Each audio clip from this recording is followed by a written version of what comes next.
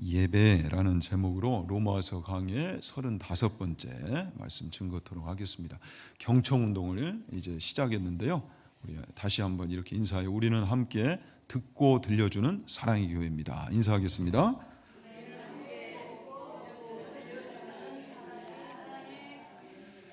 자, 로마서 강의 이제 12장으로 들어왔습니다. 로마서 12장부터는 이제 로마서의 후반부라고 말씀을 드릴 수가 있는데, 이제 이 12장부터는 구원받은 사람은 어떻게 살아야 하는가? 여러분, 구원받은 우리 성도들은 어떻게 살아야 돼요?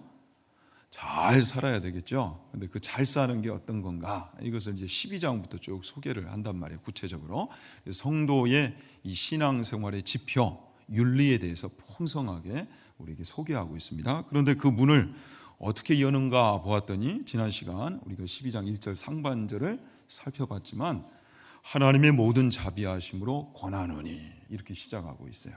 어떤 명령서가 아니에요. 강요와 강압이 아니라 하나님의 이 자비로운 권면 속에 그 문을 열고 있다는 사실이죠. 그래서 권하노니, 이 단어 파라칼로, 이 단어 헬라어 단어는 이 파라, 뭘 팔아라, 그게 아니라 by, beside, 영어로는 곁에서, 이 전치사하고 우리 부르다, 아주 유명한 동사입니다. 칼레오. 그래서 요리할 테니 칼을 내오라고 좀 불러라, 이렇게 연상법으로 외워도 돼요. 부르다, 위로하다, 권면하다, 이 단어가 이제 합성된 그런 이제 뜻을 갖는데, 위압적인 지시적인 명령이 아니라 따뜻한 사랑과 위로가 담긴 그런 권면이라는 거예요. 더군다나 멀리서가 아니라 우리 곁에서 하나님이 그렇게 권면하고 계신다. 그렇게 지금 문을 열고 있단 말이죠. 그러니 우리 성도들이 좀 오해해서는 안 돼요. 하나님이 우리에게 무언가를 요구하실 때는 나를 힘들게 하려고 그 말씀을 하신 게 아니란 말이죠. 그런데도 아무개는 편하게 신앙생활을 하는 것 같은데, 하나님 꼭 나에게만 그 어려운 것을 요구하시는 것 같다. 다른 교회 성도들은 참 편하게 신앙생활을 하는 것 같은데 왜 나를 사랑의 교회 다니게 하셔서 이렇게 고생을 시키시나? 여러분 어때요? 그런 것 같지 않아요? 그러니 신앙의 발전이 없다라는 말씀이에요. 이해하세요? 그것이 아니라 그 권면 안에는요, 하나님이 우리에게 그 무엇 하나라도 권면을 하실 때는 그 근거가 무엇이다? 모든 자비하심이다. 하나님의 모든 자비하심을 근간하여 나에게 그 말씀을 하고 계신다. 그래서 그 요구를 따지기 전에 우리는 하나님이란 분이 도대체 어떤 분이시고 어떤 심정으로 나에게 이 말씀을 들려주고 계시는가, 좀 이 부분을 놓쳐서는 안 된다는 거예요. 이 자비하심의 내용으로 들어가 보면 들어가 볼수록 하나님은 나를 너무도 사랑하시는 하나님, 좋으신 하나님, 감사하신 하나님이시라는 거죠. 그 확실한 증거가 여러분 무엇이에요? 이 자비하심 속에 사랑과 복이 가득 차 있다는 거, 그 확실한 증거가 무엇이냐고요. 바로 나를 위해서 예수 그리스도를 이 땅에 보내주셨다는 거죠. 그분이 내 죄 때문에 십자가에 달리셨다는 거예요. 대속물이 되어주셨다는 거예요.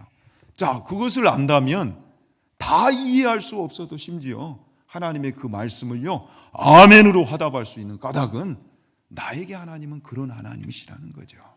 그 하나님을 믿기에 이 권면의 말씀에 우리는 경청하겠다는 겁니다. 아무쪼록 올해 2025년 이 한 해도 이 하나님의 말씀을 청종함으로, 경청함으로, 이 경청 운동을 통해, 경청 훈련을 통해 우리의 신앙은 더욱더 깊어지고, 경청이 존중이요 또 이웃사랑의 실천일진데, 우리의 또 이웃사랑은 더욱더 풍성해지는 이 은혜가 있기를 다시 한번 축원합니다. 오늘 주요 구절은 너희 몸을 산제물로 드리라. 우리 세 번 묵상할까요? 너희 몸을 산제물로 드리라. 너희 몸을 산제물로 드리라. 너희 몸을 산제물로 드리라. 자, 앞에는 자비로우신 하나님의 이 권면, 이렇게 시작했는데 문을 열자마자 나오는 말씀이 너희 몸을 산제물로 드리라. 아니, 그냥 문을 열자마자 이렇게 무서운 말씀이 탁 나오니 여러분 좀 마음이 어떠십니까? 그렇죠? 우리의 기대와 달리 저기 아브라함이 이삭을 번제로 바친 것처럼 우리 몸을 그렇게 드리라 하는가? 자, 그러나 이제 우리 교회 성도님들은 아마 강단에서 우리 교회 강단에서 가장 많이 설파한 말씀이 아마 로마서 이 12장 1절 말씀일 거예요. 그래서 우리 교회는 삶의 예배자를 강조하는 그런 교회죠. 자, 다시 한번 이 말씀 우리가 또 살펴보기를 원합니다. 올해도 우리가 삶의 예배자로 살아야 할 것 아니겠어요? 자, 11장까지 구원의 성격에 대해서 풍성히 다루었습니다. 자, 이 구원을 받은 우리들, 그래서 우리를 뭐라고 불러요? 성도라고 부르잖아요. 거룩할 성자에 무리도자를 씁니다. 그런데 이 놀라운 신분과 지위를 얻은 것으로 끝나는 것이 아니라 성경이 우리에게 소개하는 구원은 훨씬 더 포괄적인 의미를 우리에게 설명해 주고 있는데, 그 지위와 신분에 맞는 걸맞는 이제 실력을 갖추어가는 자리, 우리가 그 자리로 인도함을 받았다는 거죠. 그래서 로마서 6장에서 하나님께 감사하리로다. 너희가 본래 죄의 종이더니, 이전에는 우리가 죄의 종이었어요. 노예였어요. 죄에 딱 사로잡혀 있었단 말이죠. 그런데 하나님께서 예수 그리스도라는 값을 지불하셔서 우리를 이 죄에 사로잡혀 있던 노예였던 우리를 꺼내 가시고 옮겨 주셨다는 거. 이게 구원이에요. 어디로? 의의 종으로. 의와 거룩을 이루어낼 수 있는 그 자리로 우리를 옮겨 주셨어요. 그래서 우리는 예수 밖에 있는 이제 자들이 아니라 예수 안으로 들어온 이 동네에서 사는 예수 동네 사람들이다라는 말씀을 드렸잖아요. 우리가 옮겨졌어요. 영광의 자리로 옮겨졌어요. 그러니 이 동네에서 사는 사람들은 다르게 살아야 된다, 이 말씀을 드렸단 말이죠. 여러분, 다시 한번 말씀을 드립니다. 기차가 왜 기차예요? 여러분 기억 못 하시나요? 왜 기차를 기차라고 불러요? 기차게 가니까 기차라고 그랬잖아요. 그런데 그 기차가 중요한 것은, 그 기차는 속도보다도 몇 배로 중요한 게 방향이라고요. 방향. 자, 우리는 따뜻한 남쪽 나라 삽니다. 하기야 이번에 아주 눈이 제대로 내렸지만, 서울 갔다가 따뜻한 광주로 이제 내려오려면, 남쪽 나라로 내려오려면 당연히 어느 기차를 타야 돼요? 남쪽으로 가는 기차를 타야 된단 말이에요. 그런데 북쪽으로 가는 기차를 타놓고 거기서 아무리 발버둥을 쳐도요, 결국 종착지는 어디예요? 북쪽이란 말이죠. 구원이 이런 거예요, 여러분. 지옥 가는 기차에 있었던 우리를 꺼내어서 천국행 열차로 옮겨주셨다고요. 지옥행 기차를 타면 아무리 발버둥을 쳐도 결국 종착지가 지옥일 테니까 얼마나 불안하겠어요? 그런 우리를 꺼내어서 천국행 열차로 태워주신 게 구원이라고요. 그러니 마음부터 달라져요. 평안해요. 기뻐요. 감사해요. 천국행 기차를 탄 자답게 바뀌게 되어 있단 말이죠. 이게 구원이에요. 구원은 훨씬 더 적극적인 내용을 포함하고 있다는 거예요. 그래서 로마서 8장 3절 4절에도 우리 함께 읽읍시다. 율법이 육신으로 말미암아 하나님은 아시나니 곧 죄로 말미암아 자기 아들을 죄 있는 육신의 모양으로 보내어 육신의 죄를 정하사 육신을 따르지 않고 그 영을 따라 행하는 우리에게 율법의 요구가 이루어지게 하려 하심이니라. 제가 오래간만에 어제는 아주 잘 잤습니다. 여러분들 기도해 주셔가지고 이 로마서 9장부터 11장까지는 참 그 뚫기가 힘들더라고요. 나름 말씀 붙들고 실험하는 그 과정이 있었는데, 딱 12장에 가니까 또 여러분들 기도해 주셔서 잠이 잘 오더라고요. 아마 오늘 불이 떨어지지 않을까. 여러분은 어떻게 은혜의 불을 받을 준비가 되어 있으세요? 아주 제가 정말 잘 잤어요. 감사해요. 그런데 이 로마서 이제 12장 말씀을 딱 열면서 얼마나 우리가 참 그 수지 맞은 자리에 와 있는가. 그 우리 대한민국이 e스포츠, 이제는 뭐 게임이라고 하지 않죠. e스포츠라고 이야기하는데 e스포츠의 강국이에요. 그리고 그 연봉 100억을 받는 우리 다음 세대들이 그렇게 동경하는 이상형 페이커가 있습니다. 저는 뭐 게임을 모르니까. 근데 언제 TV에서 롤 게임을 이렇게 보여주면서 이 페이커 이 친구를 소개하는데 정말 적진에 딱 쳐들어가가지고 홀로 그냥 우당탕탕하고 해치우고 나오는 거예요. 그때 딱 영상의 카피가 어떻게 뜨냐면 페이커 당신이란 대체 이러면서 딱 뜨더라고요. 그런데 우리 성도들이 그래요. 구원받은 성도들 당신들이란 대체 우리가 이 영광의 자리에 와 있는 거예요. 이 구원의 내용을 펼쳐볼수록 그만하다라는 거죠. 자, 여러분, 이전에는 우리의 힘으로는 도저히 율법을요 지켜낼 수 없었어요. 관심도 없었어요. 영적으로 무지해요. 무감각해요. 그런데 하나님은 아시나니, 하나님은 아시나니, 하나님이 우리에게 구원을 주실 때는 이제는 이것이 가능할 수 있는 자리로 우리를 옮기시고 실제 그렇게 할 수 있도록 우리의 삶을 이끄신다라는 거죠.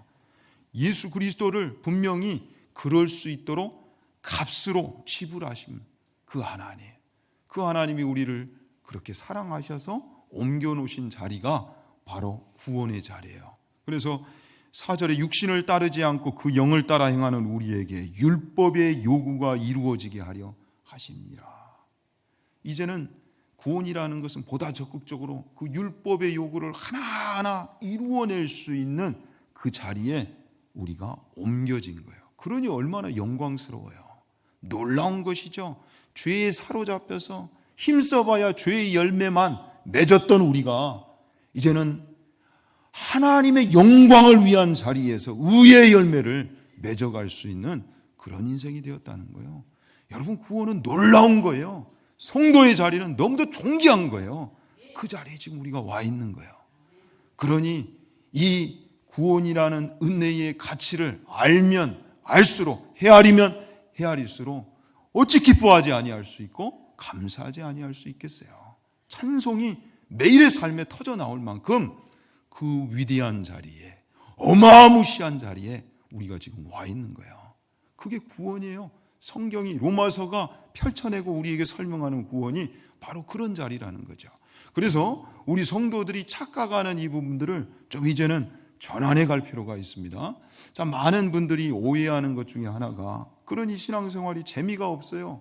방향을 제대로 잡지 못하기 때문에 실수하기가 일수단 말이에요. 그런데 이 구원을 소극적으로 이해하고 그렇게만 적용하는 것을 이제는 우리가 이제 내려놔야 돼요. 그러니까 죄의 해방, 죄의 용서, 심판 면제, 이 사죄의 차원에서의 구원의 의미가 없는 게 아니라 있어요. 그것도 귀하죠. 놀랍죠. 우리 신분이 달라졌으니, 지옥 갈 우리가 천국 갔으니 놀랍죠. 그러나 이것으로 그치는 것이 아니라 훨씬 더 넓은 구원의 세계가 있다라는 거예요. 은혜의 자리가. 그러니까 마치 세상을 그렇게 평가하고 끝내는 인생들이 많죠. 우리 정치 보면서 막 억울해하고 힘들어하고 분노하고. 근데 그것이 아니라 그걸 뛰어넘어서, 그렇다면 이런 시대를 향해 진단은 끝났어요. 평가는 끝났어요. 그러면 나의 역할은 뭘까? 우리 성도의 역할은 뭘까? 교회 안에서도 좀 똑똑하면 다 알아요. 그런데 평가로만 끝나는 것이 아니라 우리 자녀들 그렇게 다 키워내잖아요. 성숙한 부모들이. 그러면 내 역할은 뭘까? 평가는 다 끝났어요. 그러면 어떻게 내가 이 교회를 더 성숙하고 건강한 교회로 바꾸어 볼까? 그러면서 본인도 예수님을 더욱더 닮아가는 이런 놀라운 열매를 더 누리는, 구원의 세계는 그 자리까지 우리를 초청한단 말이에요. 단순히 죄 용서 이것이 아니라 의의 차원도 있다라는 거, 이것을 놓치지 말아야 되고, 또 한 가지는 이 일을 다 해냄에 있어서 성도다운 삶을 감당함에 있어서 지침서가 없느냐? 아니란 말이에요. 그러니까 늘 자기식으로 내 마음대로 하다 보니 이게 헷갈리는 거예요. 그것이 아니라 이 로마에서 대표적으로 12장이 소개하는 성도다운 삶이란 어떤 것인가 할 때 풍성한 내용이 있어요. 더군다나 그것을 홀로 하는 게 아니에요. 홀로 하는 게 아니에요. 육신을 따르지 않고 그 영을 따라 행하는 우리에게 성령님이 우리에게 오셔서 보혜사로 우리를 간섭하시고 이끄신단 말이죠. 홀로 하는 게 아니에요. 그러니까 우리는 신앙생활을 나 혼자 하고 있다, 그래서 힘들다, 그건 지금 착각하고 있는 거예요. 성경적 구원관이 아직 온전히 확립되지 않은 거예요.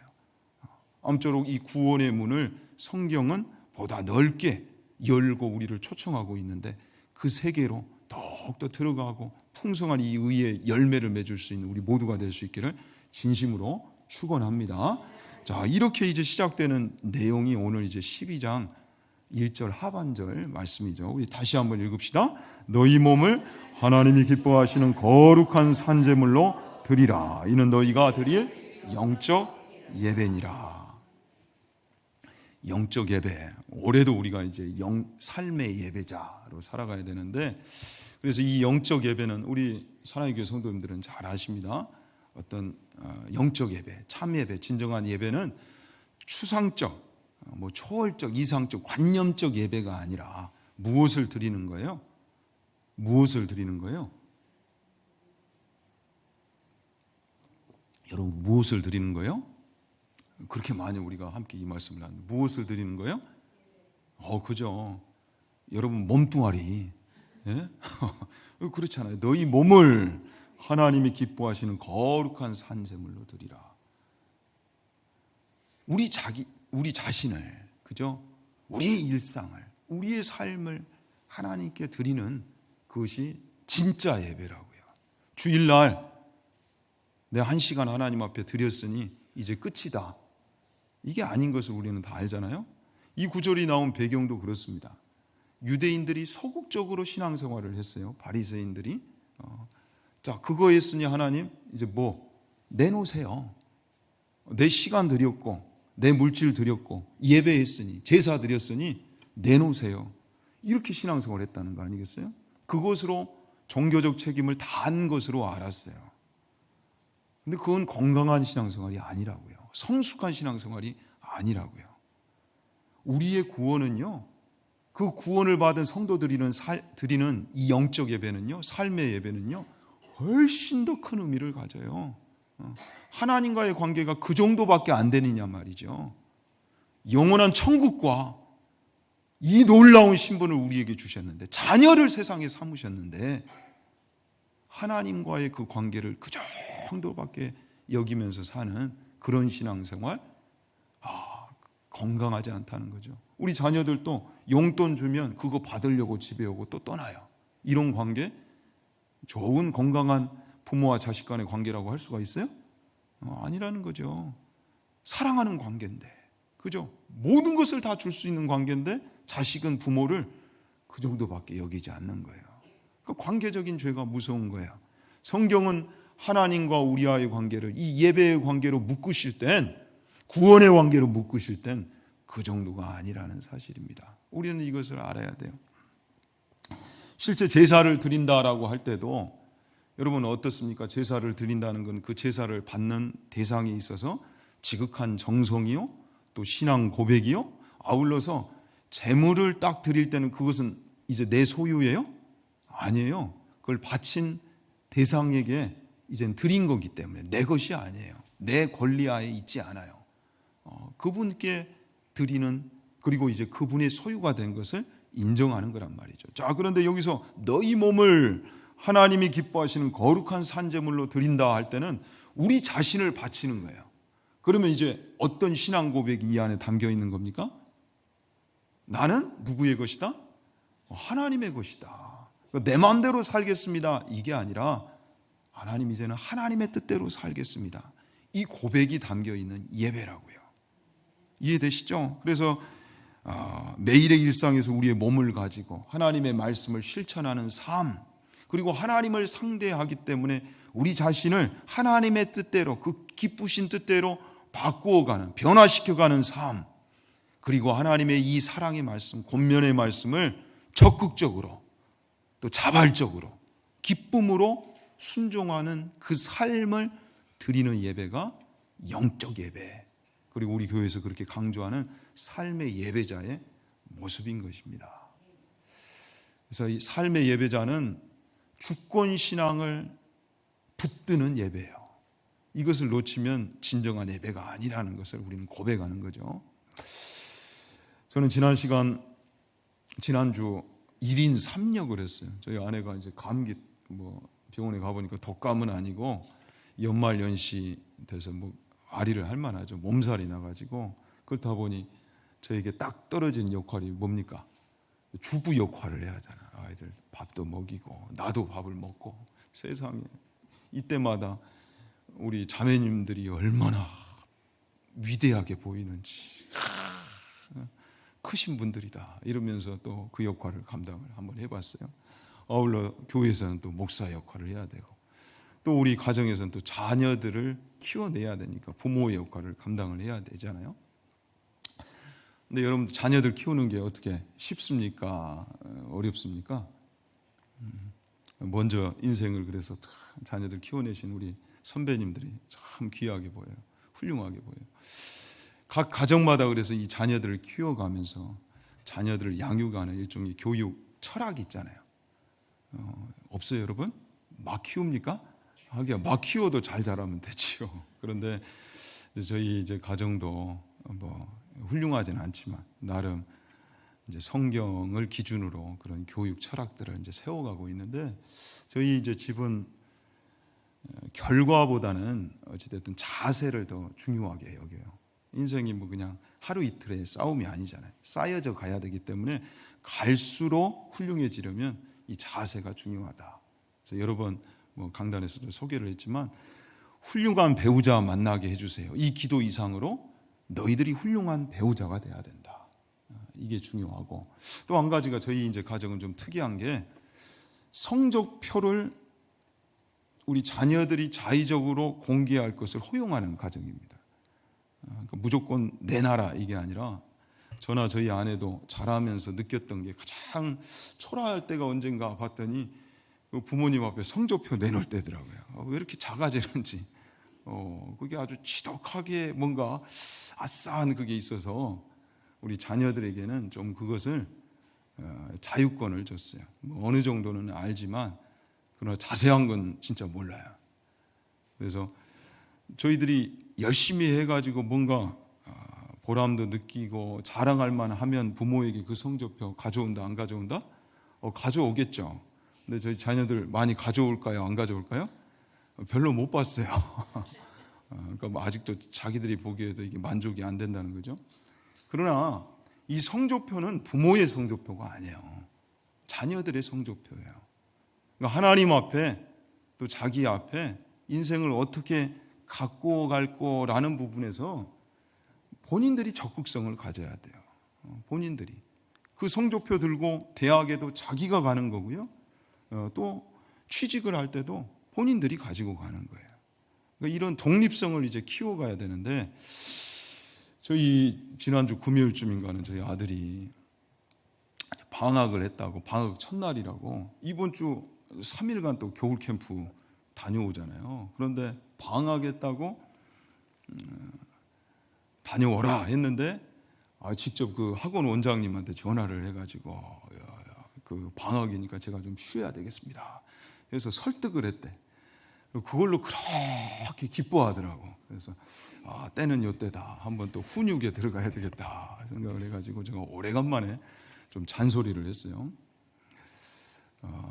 사랑하는 아들아, 성경에 누구든지 일하기 싫어하거든 뭐 하지도 말라? 먹지도 말라 했다. 먹지도 말라 했다. 그래서 아무래도 오늘은 우리가 먹지 말아야 되겠다. 그 방학할 거면 다 방학을 해야지. 그래서 그날은, 여러분 이건 아동학대가 아니에요. 얘가 아동이 아닙니다. 벌써 중3이고 몸무게가 저보다 더 많이 나가요. 키도 저하고 비슷하고. 그러니까 아동이 절대 아니에요. 그리고 그 학대가 아니고 함께 금식 기도하기로 했어요. 우리 인생에 대해서 좀 진지해져 보자. 그래가지고 금식이 아니라 금식 기도를 좀 해보자. 그러면서 이제 여러 이야기를 했죠. 지난 수요일에도 나눴지만 요즘 카피 중에 하나가 동물 중에 카피바라라고 있어요. 근데 카피바라처럼 살아라. 얘는 뒤에서 찔러도요 하늘만 쳐다보고 아주 초연해요. 걱정이 없는 것 같아요. 그러니까 그렇게 살라는 거예요. 네 마음대로 살라, 네 멋대로 살라. 이게 이제 세상의 그 혼화인데 하나의 소리인데, 여러분, 그렇게 살아서 소위 세상에서 이야기하는 성공 얻는 인생도 있겠죠. 그건 다 그렇습니까? 그렇지 않아요, 여러분. 그렇다면 역사 이래 왜 가정마다 잔소리가 계속 끊이지 않고 반복이 되겠어요? 그렇게만 살아서는 안 된다는 게 증명이 돼 있기 때문에 자녀들을 누구보다도 사랑하는 부모들이 삶의 자세에 대해서 가르치는 거 아니겠어요? 이 내용들을 쭉 나눴어요. 우리 인생은 너무도 소중하다. 그걸 알아야 되고 그런 만큼 삶을 가꾸어 가야 된다. 가꾸어 가야 된다. 그것을 누구보다도 응원하는 아빠로서 그냥 그것을 포기하는 자녀들 그대로 두는 것이 어떻게 사랑이라고 말할 수 있겠느냐. 이제 이런 부분들을 나누면서 좀 우리가 적극성을 가져보기로 결단을 했어요. 여러분, 오늘 이제 성경이 우리에게 소개하는 영적 예배의 의미가 여기에 있습니다. 구원받은 여러분들의 삶은 지극히 소중한 것이라고요. 그 삶을 그냥 두어서는 안 된다는 거죠. 가꾸어 가야 된다는 거예요. 적극성을 가져야 된다는 거죠.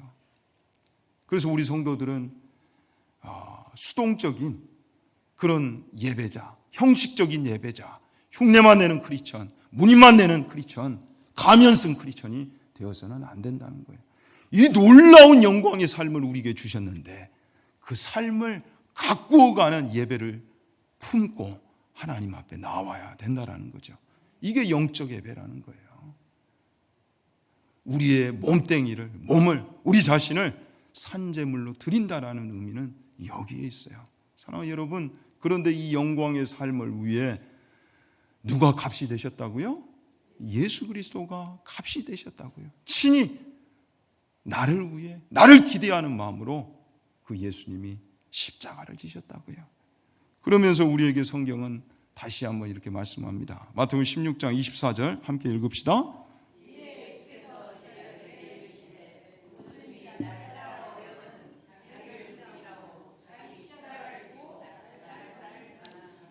그래요. 진정한 예배자, 삶의 예배자, 그리고 예수님의 진정한 제자가 되는 것은 자기 부인이 있어야 되고, 그리고 자기 십자가를 지는 것. 이것은 나를 죽이는 싸움이에요. 나를 내려놓는 싸움이에요. 보통 자녀들이 말을 안 듣고 또 남편, 아내들이 말을 안 들으면 그때 저건 내 십자가지 이렇게 속으로 되뇌이는 분들이 많은데 그거는 일종의 저 왼수, 짐 이런 의미잖아요. 근데 그게 아니라, 그게 십자가가 아니라 십자가는 예수님이 우리에게 그 영광의 삶을 주시려고 죽어주신 것처럼 이 은혜의 가치를 알아 우리의 삶을 가꾸기 위해 죄된 나를 내려놓는 싸움이 있죠. 바로 그것이 십자가예요. 바로 그 일을 감당해내는 것이 진정한 삶의 예배자가 되는 길이고 또한 진정한 주님의 제자가 되는 길이라는 사실입니다. 아무쪼록 2025년 이 한 해를 우리가 다시 한번 삶의 예배자로 살아가기를 결단할 때에 우리의 마음속에 이 의미를 새깁시다. 삶의 예배자, 영적 예배라는 것은 나를 바꾸어가는 싸움이 있는 바로 그 예배구나. 그런 나를 드리는 예배구나. 그래서 에베소서 5장 1절, 4절, 8절, 9절에도 우리 한번 마지막으로 이 말씀 읽읍시다. 시작. 그러므로 사랑을 받는 자녀같이 너희는 하나님을 본받는 자가 되고 그리스도께서 너희를 사랑하신 것 같이 너희도 사랑 가운데서 행하라. 그는 우리를 위하여 자신을 버리사 향기로운 제물과 희생 제물로 하나님께 드리셨느니라. 음행과 온갖 더러운 것과 탐욕은 그 이름조차도 부르지 말라. 이는 성도에게 마땅한 바니라. 누추함과 어리석은 말이나 희롱의 말이 마땅치 아니하니 오히려 감사하는 말을 하라. 너희가 전에는 어둠이더니 이제는 주 안에서 빛이라. 빛의 자녀들처럼 행하라. 빛의 열매는 모든 착함과 의로움과 진실함에 있느니라. 아멘. 그래서 그러므로 사랑을 받는 자녀같이 12장 1절도 그러므로로 시작하죠. 구원을 받은 그 놀라운 사랑을 받은 자녀이기에 그 자녀답게 살아가는 삶의 모습은 어떠한가? 이렇게 로마서 12장이 문을 여는데 성경은 그래요. 우리가 하나님의 그 놀라운 사랑을 받았고 그 구원을 받은 자이기에 이렇게 살아야 된다라는 삶을 소개하고 있단 말이죠. 먼저 예수님이 이 삶의 예배자로서의 모범을 보여주셨습니다. 그는 우리를 위하여 자신을 버리사 향기로운 제물과 희생 제물로 하나님께 드리셨느니라. 이 삶의 예배, 우리도 이제 예수님을 따라 그 삶의 예배자가 되어야 할진데, 전에는 어둠이었더니 그러나 이제는 빛이기에 빛의 자녀가 되었기 때문에 빛된 삶을 살아야 된다는 거죠. 저는 여러분, 더 이상 이제 우리는 죄 아래에 있는 삶을 고집해서는 안 될 겁니다. 어린아이처럼 땡깡 부리고 하소연만 하다 끝나는 그런 신앙생활이 아니라 이제는 성경이 우리에게 소개하고 있는 이 영광의 삶, 그 삶을 꿈꾸고 도전하는, 거기에 우리가 있어야 되겠죠. 여러분, 이게 하루아침에 다 되지는 않을 겁니다. 그죠? 막상 결단하고 결심하고 도전했는데 그 변화의 열매가 바로바로 나타나는 것은 아닐 수도 있어요. 그러나 좀 반대적인 측면에서 예를 들어볼 때 질병이 어느 병이 그냥 하루아침에 나타나요? 그렇지 않죠. 이미 수십 년 전에 그 병이 시작됐다 해도 과언이 아니에요. 어떤 선천적인 질환 같은 경우에는 우리가 태어나기 전에도 그 유전적인 병들은 이미 시작됐다 해도 과언이 아니단 말이죠. 그것처럼 우리 성도의 삶도 마찬가지예요. 오늘 해봤더니 안 되네 하고 포기해서는 안 된다는 사실이죠. 하나님이 우리를 도우세요. 이끄세요. 그걸 믿고 계속해서 도전해 보시길 바랍니다. 아무쪼록 올 한 해가 다 가는 연말이 될 즈음에는 우리가 이 삶의 예배, 나를 갖고 가는 이 귀한 변화를 하나님께 드리겠다, 이게 진짜 예배다라고 도전할 때 예수님을 제법 많이 닮아 있는 우리를 맞이하는 영광이 있지 않을까. 아무쪼록 올해가 그렇게 빛나는, 그런 우리 인생에서 정말 빛나는 그런 멋지고도 존귀한 2025년도가 될 수 있기를 진심으로 축원합니다. 기도하겠습니다.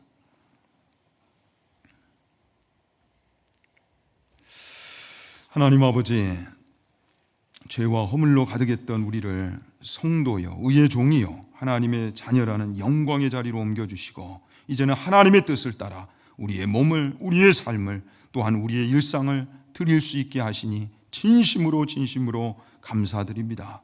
우리 모두가 올해도 변함없이 삶의 예배자로, 영적 예배자로 살기를 이 시간 결단합니다. 생각과 말로 끝나는 싸움이 아니요, 하나님, 끊임없이 주님을 초대하고 만나며 의지하며 주와 동행하는 그 속에 우리의 삶을 가꾸어 가기를, 적극적으로 가꾸어 가기를 주님 결단하오니 이 결단이 삶의 변화로 이어질 수 있도록 우리를 주장하여 주시고 주관하여 주시고 인도하여 주옵소서. 예수님의 이름으로 기도하옵나이다. 아멘.